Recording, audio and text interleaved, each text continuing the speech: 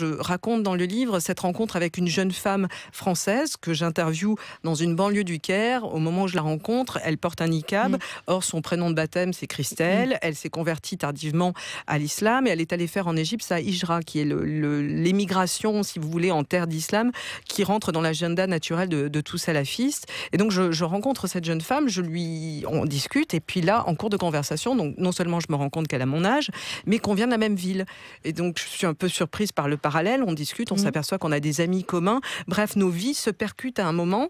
Et je me dis, mais qu'est-ce que c'est qui fait que cette jeune femme, qui pourrait être un autre moi-même, à un moment, décide de se retrancher derrière un drap noir et de vivre une vie qui, dans sa société d'origine, n'est pas du tout...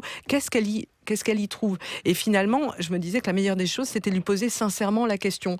Et les réponses sont troublantes, et les réponses nous perturbent.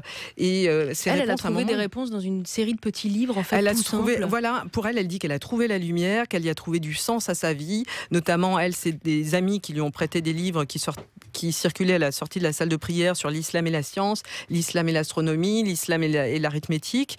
Et elle y trouvait des réponses, finalement, à un vide. Et je pense qu'il faut avoir conscience de cette aspiration spirituelle, ou de cette aspiration vers quelque chose qui dépasse, si on veut trouver les moyens d'y répondre et d'offrir une alternative.